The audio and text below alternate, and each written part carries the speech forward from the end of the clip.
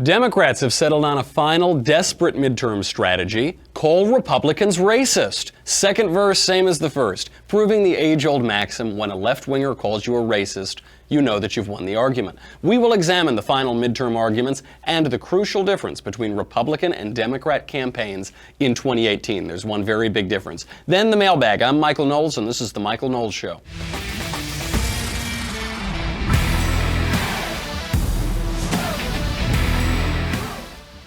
Welcome to my dungeon. I know I invite you into my boudoir a lot. Now you're in my dungeon. Studio look a little different. First of all, on the one hand, the good news is I'm free from my broom closet. The bad news is I'm now in a cave somewhere in Tora Bora or something. We're here. There's some construction going on at the studios right now. And I kind of like the idea that we're in this bunker until the midterm elections. We're in the war room, regardless of what happens. Even if Republicans hold the Senate, even if the Republicans hold the House, the deluge of leftist tears could be so intense that the leftist tears tumbler wouldn't even be able to sustain them. Now we're in sort of one giant leftist tears tumbler, a leftist tears silo, if you will. We have a lot to get to today. President Trump is coming out swinging. He's fighting to the very last minute in these midterm elections. He's nationalized this election, which is a huge win. Democrats are using the only trick that they've got, which is to call conservatives racists. We'll analyze race by race, but first, let's make a little money, honey. What time is it? Oh, it's time to make a little money, honey. Okay. Do you know how I know that? Because of my movement watch. You know how much I love movement watches, founded by those two college dropouts that started their own watch company. The company has grown like crazy. They have now sold almost 2 million watches in 160 plus countries. They continue to revolutionize fashion on the belief that style shouldn't break the bank. I was at a party last night. I saw a guy, he didn't even listen to the show, just wearing one of his little movement watches. I complimented him on his, he complimented me on mine. I get a ton of compliments on this thing. This is the Atlas Revolver. I think it's the coolest watch they've made, but there are a bunch of others that I want that they still haven't sent me. So go over, get them yourself. You know, maybe send one over here. I don't know. Celebrate Republicans hopefully picking up seats in the Senate. Movement watches are all about looking good and keeping it simple. They don't tell you how many steps you've taken. They don't, blow up your wrist with text messages and you got to call your mother back or whatever you got to do. Not that at all. They tell the time like a watch is supposed to do. Movement watches start at just $95. At a department store, you'd be spending $400 or $500 for this. Today, get 15% off with free shipping and free returns by going to movementmvmt.com/covfefe, C-O-V-F-E-F-E. See why Movement keeps growing? Check out their expanding collection. Go to movementmvmt.com/covfefe, C-O-V-F-E-F-E, and join the movement. So right now, for these races, I won't go through all of the polling, but right now, there is some real movement in the Republican direction on Senate races. There was a really tight Senate race in Indiana, and Joe Donnelly just made a few racist comments, legitimately racist comments, because he said I've got a staffer who's African American, but she does a good job. I've got a staffer who's Indian, but he does a good job. Actually, he just kept repeating it. So that one's tightening up. West Virginia looks like it's in a dead heat right now. We've got Republicans way up in North Dakota. We've got Republicans up in Missouri, I believe. There's a lot of movement going on. As for the House, Cook Political Report is now revising up the number of seats that they think Democrats are going to take. They now think that at the outer limit, Democrats could take 40 seats. This is up from their prediction at 35 seats. To put that into historical perspective, Barack Obama lost 63 seats in his first midterm election. Bill Clinton lost 54 seats in his first midterm election. So it's not outside the realm of possibility. Actually, if the Democrats win 30 seats, all in all, that's a sort of a win for the Republicans. Historically speaking, that means they held on to a lot of seats. I'm not sure even that is going to happen. The Democrats have to flip 24 seats in order to take the House. I don't know. I don't want to make any predictions. I don't want, who knows? We actually still have a few days. Things could change. These races are all so close. I'm not convinced Republicans are going to lose the House. I'm not convinced at all. I think we're not in normal times. I think that the polling is reliable when you're in normal times. And right now, we're not in normal times. This election has become a referendum on Donald Trump. Trump has done that, and the media have been happy to oblige. They've made it a national election about Trump. And right now, the left has gone so insane that it's socially unacceptable to say that you support Donald Trump in a lot of places. It can hurt you at your job. It'll certainly hurt you at your university. It can hurt you with family members, so people don't say it. You've got leftist mobs in the street. So I'm not sure that I really believe the polling. I'm not sure that people are going to tell pollsters that they're willing to support the Trump agenda. We'll have to see. We'll be here on election night. But Donald Trump is going down to the wire with a brutal campaign ad. I think it is superb in typical Trumpy fashion. It's not the most subtle. Not the most subtle ad in the world. And they are focusing this election, just like they did in 2016, on immigration. This is the final argument being made. The Kavanaugh effect was very helpful to us. The judges, the mob violence, all of that is a good argument. But they're making this about immigration as this illegal caravan is going up through Mexico. Here is the ad. Ladies and gentlemen of the jury, please step out of the hallway. Break out soon, kill more. I can narrate this for people who can't read it. Democrats let him into our country. He just killed two. He wishes he killed more of those blanks. I'm going to kill more cops soon. Democrats let him stay.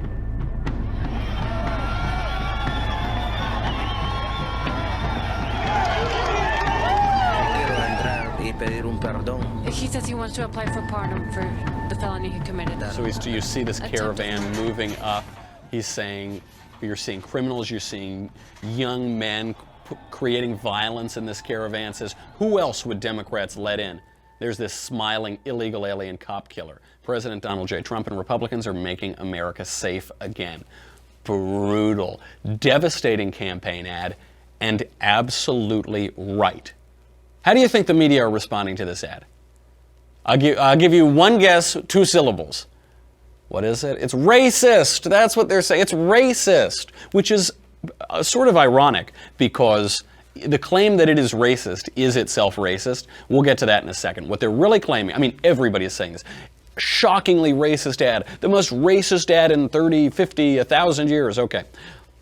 What is the claim of the ad? The claim of the ad is we shouldn't let these illegal aliens, thousands and thousands of them, barge into the country, break our laws illegally. The claim is that there are some criminals among them. The claim is that some of these criminals have not been deported. They've been allowed to stay, and they've committed more crimes. All of that is true. Here's what you need to know. Number one, illegal aliens commit a disproportionate share of federal crimes, period. It is often alleged on the left that illegal aliens commit fewer crimes than native-born Americans. It depends what studies you're looking at. It depends how you calibrate those data. But we do know that they commit a disproportionate share of federal crimes. 21% of non-immigration crimes are committed by non-citizens. That is over 2.5 times their share of the population. Now, look, most crimes are state and local crimes. Okay, but as for federal crimes, they commit 2.5 times their share of the population worth of crimes, non-immigration crimes.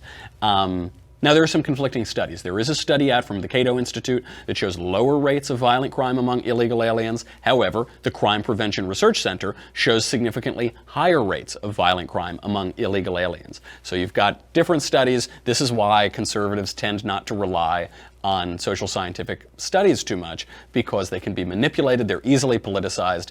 As I believe it was Mark Twain said, there are lies, damned lies, and statistics. Number two that you need to know, lefties are pretending now that illegal immigration actually reduces crime. So you'll see, it sounds like the same argument, but it's not. The one argument is that illegal aliens commit less crime. The other is that illegal immigration decreases crime. Over time, there's a correlation between crime decreasing in America and illegal immigration increasing. Correlation is not causation. So you see this at New York Times, all of the mainstream media reporting on this. And it's true. Over the last 30 years, illegal immigration has increased dramatically and crime has decreased. Okay. Apple computers have gotten faster too. Illegal immigration increases the speed of Apple computers. You know, over that time, vegan coffee shops have increased as well. Illegal immigration results in a higher percentage of vegan coffee shops. Of course not. There are different trends that are happening. Crime has fallen in the United States, violent crime. over the last 30 years dramatically. This is not because we've let a lot of illegal immigrants into the country and illegal aliens are residing here and they're like Tibetan monks or something. You know, come on, all we are saying is give peace a chance. That's not what they're saying. Those are two different trends and they're not related. Number three, Cato Institute observes that legal immigrants are less likely to be in jails or prison in the U.S. The point being that it's all of this immigration, illegal and illegal, should be encouraged. That's how the left is using that statistic. No, it just means that legal immigrants are very law-abiding. And what the left always tries to do, this is why they change the language here. It's why you now have to say undocumented immigrant or dreamer or whatever instead of illegal alien, is they want to conflate illegal immigrants with legal immigrants. But they aren't the same thing. They're not immigrants. They're foreign nationals who are here illegally. They're not immigrants. And illegal aliens behave differently than legal immigrants to the United States. Obviously so. The first act of an illegal alien in the U.S. is to break a fundamental law. Legal immigrants from the same countries, from the same exact places, wait online, respect the law of the United States, and they tend to be more law-abiding. This is no shock at all. I mean, the one thing we know about these two groups is one of them follows the law and one does not follow the law. And it's a little sleight of hand that the left does, because they say, look, immigrants commit far less crime. Okay, but what about illegal aliens? Those are totally different questions. This one hasn't been reported, the fourth thing you should know.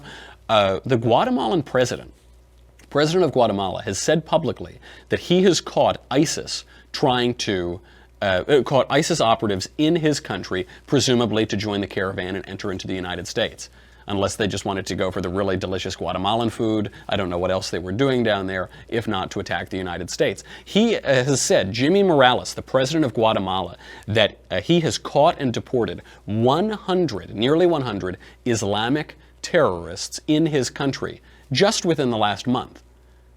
Just right before that caravan was moving from Honduras into Guatemala, eventually into Mexico, he says that he caught 100 ISIS-affiliated Islamic terrorists there. Did he? I don't know. Is the president of Guatemala telling the truth? I don't know. What incentive does he have to lie? I don't really think he has any incentive to lie either. What I can promise you is that you have not seen that reported in the mainstream media. And actually, the one time, I think Pete Hegseth on Fox and Friends mentioned this, and the media piled on. They said, how dare you report this? How dare you report this? Well, the president of Guatemala said it. That's all we're saying.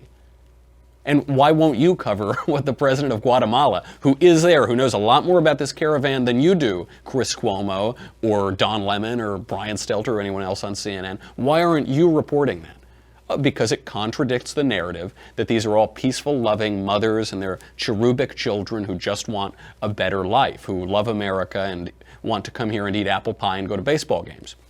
That is not the case. The reality from all the videos we've seen of this caravan and from the testimony of the president of Guatemala contradicts that. Another thing you should know is that there are a ton of criminals in here. In Guatemala, the Guatemalan authorities have saved 7 children from human traffickers who were bringing them into the United States to do whatever horrific, nefarious things that these people do, that human traffickers and coyotes will do with them. So they've only caught 7. I hope they can rescue more, but who knows how many there are. This is the trouble with unvetted, random, violent mobs trying to break their way into the country, is there's no vetting. You have no idea who these people are. You don't know their criminality. You don't know the relationship of these adults to the children. So the Democrats demagogue all the time. They say, you're separating families at the border. You're separating this father from his son. Yeah, maybe. Maybe you are. Do you know that? Do you know that that little girl is the daughter of that man? No, you don't know that at all. There aren't any documents. This is why we have legal structures to make sure that the people who are coming to the country are who they say that they are, and that we're protecting kids. We know the statistic. I mention it a lot, but I mention it a lot because the mainstream media won't, which is that 60 to 80% of women and girls, according to Amnesty International and Fusion in the Huffington Post, are sexually assaulted when they cross the border into the U.S. illegally. So clearly, we don't know that the little daughter belongs to the father coming in here. Guatemalan authorities have arrested or have arrested a number of traffickers and rescued 7 kids. That's good. We also know that Mexico, once the caravan made it into Mexico, has arrested and deported 2 fugitives wanted for murder. We know of just 2. Who knows how many more there are? You saw the video. You saw it wasn't a lot of women and children, was it? It was young men getting very violent at borders. Okay. The last thing you should know about this, the majority of Americans want this caravan stopped. All public polling has suggested this. I think that the latest poll is that 51% of Americans want this stopped. They don't want anybody let into the country. 38% want some people to be let in and have their cases heard and see if they qualify for asylum or this or that or the other thing. So that's a significant margin. You've got the majority of the country doesn't want this. That's Republicans, that's Democrats, that's independents. This is why President Trump has identified this issue as so important, because maybe he hasn't read Edmund Burke or Michael Oakeshott or gone to Heritage Foundation lunches, but he does know that people really care about this. It's so offensive, and it is a real danger.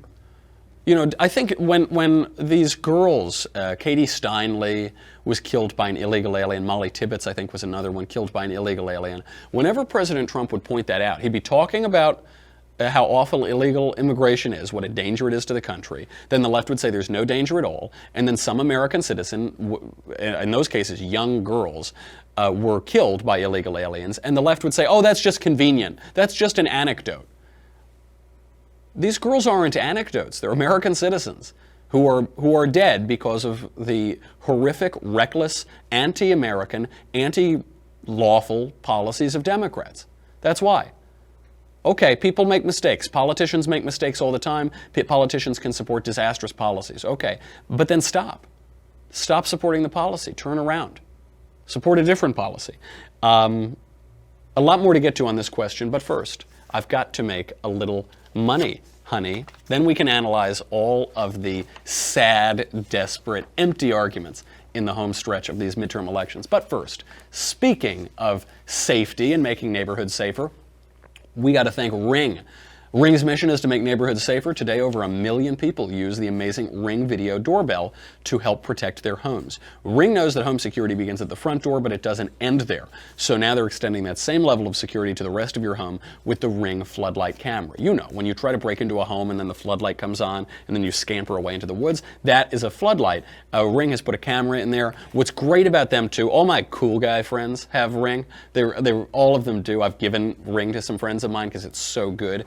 And it's great because you can see them on your phone. You can be in your house or on a beach in Boca, who knows, and you can talk to them. You're able to communicate, scare them away, and it's uploaded into the cloud so you can share it with your neighbors. Say, watch out for this guy. If the robber steals your Ring doorbell, you've already got the video because it's in the cloud. It's a tremendous product. I can't believe how inexpensive it is for all the value that you get. It is the ultimate in in-home security. With high visibility floodlights, powerful HD camera, put security in your hands right now. Don't say I never did nothing for you. Save up to $150 off of a Ring of Security kit when you go to ring.com/Knowles, Knowles. Ring.com/Knowles, Knowles. What is it? I already told you twice. I'll tell you again. Ring.com/Knowles. Okay, so Trump has identified this issue.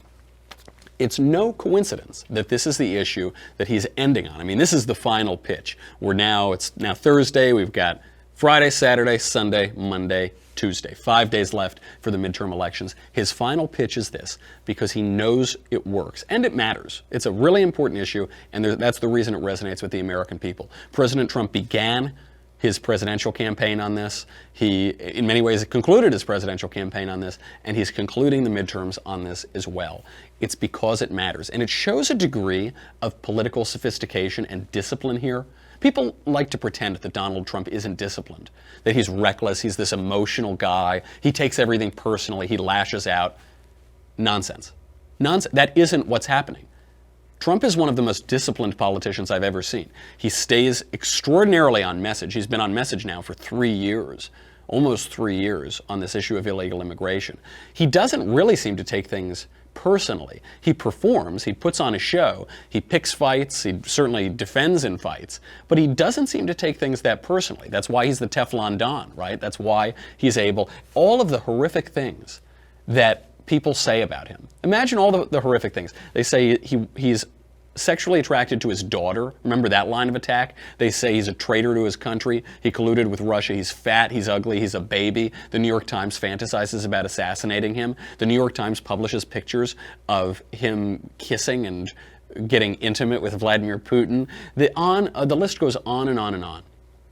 And he seems to still enjoy being president. You see him out there at these press conferences. You see him at the gaggles talking to the press. He's still up. He's still having a good time. If he were taking this personally, he would be isolated. He would be angry. He wouldn't talk to the press.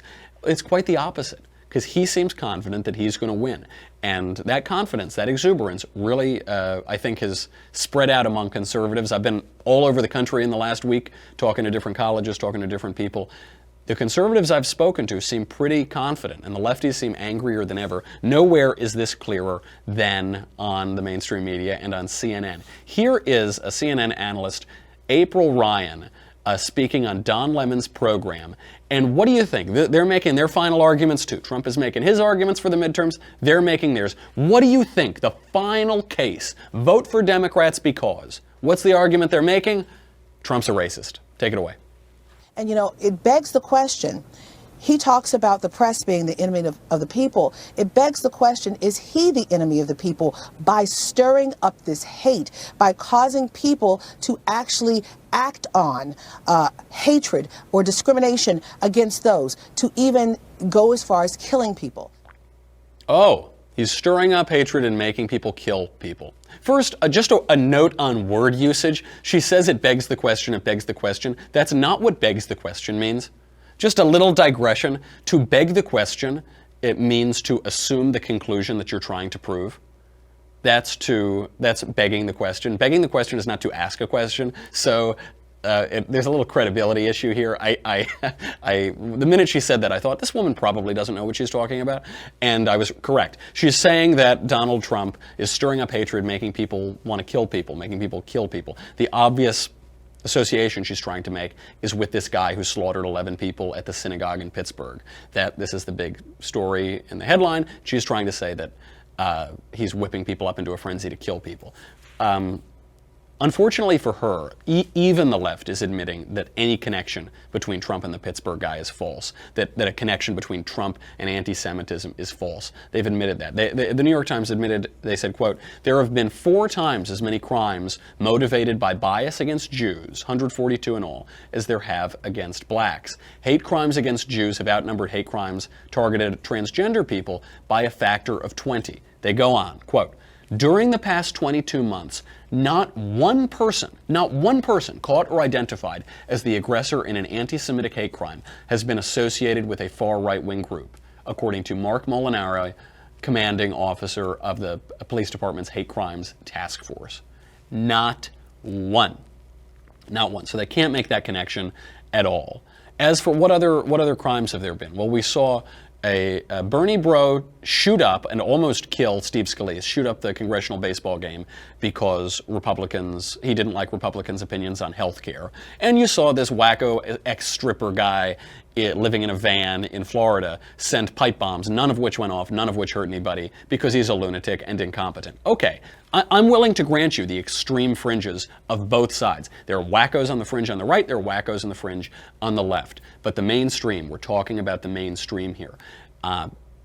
That's all hatred, that's all aggression and violence encouraged by the mainstream of the Democrat Party and harshly rebuked by President Trump and every other Republican. All right. What is Bernie Sanders' final pitch? The former future president, if not for Hillary Clinton and the DNC rigging it, the former future president Bernie Sanders. Bernie, as we approach the midterms, what is your final vote for Democrats because Trump is a racist? Take it away. They are working to make certain that the agenda of the most racist sexist, homophobic, bigoted president in history will go nowhere because Democrats will control the House and the Senate. The most racist, sexist, bigoted president in American history. So racist, in fact, so racist is Donald Trump that his support among black voters has more than doubled in just the last year. That's how racist he is. So racist that his support among Hispanic voters has surged within the last year. So he's so racist, he's so bigoted that Israel built a train station in his honor. The Donald Trump train station in Jerusalem. That's how bigoted he is. That's how racist he is. Let's look at some other racist presidents, just for comparison, just to see if maybe some other president has been more racist than perhaps the least racist president in history, Donald Trump. Let's just see. No, I don't know if he's the least racist. Who would be the least racist in history? I don't know. That's a really hard one because the definition of racism keeps changing. According to Democrats, if you want to lower taxes, you're a racist. So it's very hard. It's very hard to say who's the most racist and who's the least racist. But what we can point to a few examples. Like, for example, Woodrow Wilson, Democrat president, screened Birth of a Nation in the White House. Hosted a screening of Birth of a Nation extolling the virtues of the Ku Klux Klan in the White House. Okay, that's probably racist, right? How about LBJ? LBJ famously pushed for the Civil Rights Act, so he gets credit for that. He also was, by any definition, a racist. Don't take my word for it. The MSNBC rather has admitted this in a long analysis of his policies and his rhetoric. He referred, according to his biographer Robert Caro, to the Civil Rights Act as the N-word bill. Ninja. I'll say ninja because he says that word a lot, so I'm just going to replace it with ninja. You know what word I'm saying. The ninja bill. He referred to Asians as hordes of barbaric yellow dwarves. Quote, that's a direct quote. He would drive to gas stations when he was a young man, playing on the stereotype that black people are afraid of snakes.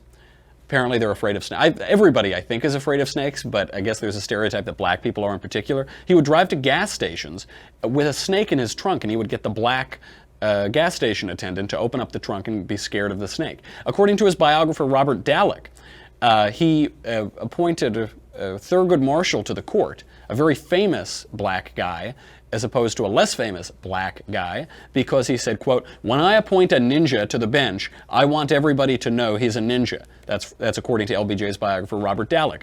Robert Caro, according to LBJ's chauffeur Robert Parker, said, quote, this is LBJ speaking to Robert Parker. He'd asked him if he wanted to be called boy or ninja or by his name. The chauffeur obviously said, "I'd like to be called by my name."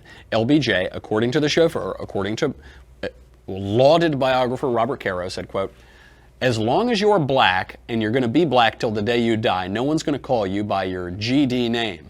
So no matter what you're called, ninja, you just let it roll off your back like water and you'll make it. Just pretend you're a GD piece of furniture." It's according to Robert Caro. Okay, and that's according to the guy that he allegedly said it to. I wouldn't say that Donald Trump is the most racist president in history. That's my conclusion from all of that. There's a big difference here between how the Republicans and the Democrats are running in this race. It tells you a lot about how they feel the country is going and how the opinions of the country are going. The Republicans are running on the record of Donald Trump. They are running on their record. Democrats are hiding their record and running away from their record. That's the difference. It's true in virtually every race in this going on in the country right now. Republicans are proudly running on the accomplishments of the last 2 years. Democrats are hiding their opinions, running away from their opinions, trying to make their political opinions and views seem more palatable to the majority of their constituents whom they consider to be Trump supporters. We see this with Gillum running down in Florida. He's running to be governor of Florida.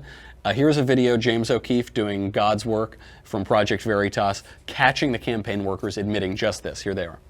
I don't say just can't say, but I do think he's not saying specifically like I'm going to ban bump stocks, or I'm against ARs, only because he's running a race right now. I do think he would support anybody doing that stuff. Bill Nelson. Right, that's all I'm worried about. Whatever, whoever the next person may be. I just wish. He can say it just because he's trying to get the moderates and the gun-toting people in North Florida. All right, this is a fast state. Okay. It's a cracker state. Okay.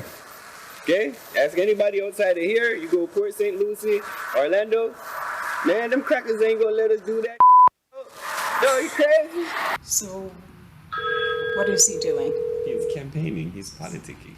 He's campaigning. He's politicking. That last guy, Omar Smith, apparently went to college with Gillum. Apparently he's an old pal of Gillum. I don't know why Gillum would hire this guy, because he's not a great campaign worker. Same thing down in Georgia. Stacey Abrams is running away from her anti-gun positions. She's saying that she doesn't want to ban guns. She doesn't want to take guns out of people's hands. Just the AR-15, just the most popular rifle in America. And it's because it's so powerful. But she's not this. She's pretending to be a moderate. It's a flat out lie. She's far from a moderate, and she's lying about statistics. She's saying that the AR-15 is a weapon of mass destruction, that it's too dangerous to have in civilian hands. Just one little statistic to keep in mind: in the year 2014. There were 5,562 deaths from handguns in the United States, only 248 from rifles of any kind. Actually, it's likely many more deaths are from handguns, but there are a couple thousand in the category where they don't know which gun was used in that crime. So, what is it, over 20 times more deaths, homicides from I think it's deaths, so it includes suicides as well, but over 20 times more deaths from handguns than any rifles of any kind. Harry Reid right now is backing off of his former positions. In '93, he introduced a bill to take away birthright citizenship, the same exact proposal that Donald Trump trolled Democrats into opposing just yesterday. Then he came out today, he said, I said that, but then my wife immediately told me it was wrong, and I agreed it was wrong. BS, because then a year later, Harry Reid doubled down on his support for that in a column for the LA Times and said that we should take away birthright citizenship. Running away from that, finally, Hiawatha, Pocahontas herself, running away from what she did, how she exploited Christine Ford and the confirmation for Brett Kavanaugh. Here, very quickly, is Hiawatha getting caught with a major ethics complaint during a debate. I would like to drill down on what Representative Deal said. The fundraising while the vote was being taken on the Kavanaugh hearing, did you or did you not do that? Actually, I don't know, and I don't know what the. There has been an ethics. Isn't there an ethics committee? Yeah, there's an ethics complaint has been filed about a fundraising. Then I will check into it, but I don't know. Do you have any response to that? I don't. Representative Deal? Chef Deal, no, I have no. Please let her keep hanging herself. That's fine. Please let her keep humiliating herself. I'll look into it. I don't. Trump's a racist. Yeah, that's it. Those are your choices. This is your choices in this election. Great booming economy, relative peace abroad, record low joblessness, a president with no evidence that he's discriminated against anybody, total lies, greater freedom, greater equality, greater justice for all, or Trump's a racist. Those are your two choices. Those are the two campaigns. I hope that the American voters pay attention on Election Day. We got to say goodbye to Facebook and YouTube. Please come join me in this leftist tears silo that we now find ourselves in. At least you can get your leftist tears tumbler. Go to Daily Wire. It's $10 a month, $100 for an annual membership. You get me, the Andrew Klavan Show, the Ben Shapiro Show, questions in the mailbag, Another Kingdom early. So Another Kingdom, you get the audio. Anybody can listen to the audio on Fridays, but you'll get to view it the Monday before. You'll get to view all the beautiful artwork. It's super cool, getting a lot of great attention and really good numbers, so check it out. And the Leftist Tears Tumblr, hopefully we're all going to need it on Tuesday. Go to dailywire.com. We'll be right back with the mailbag.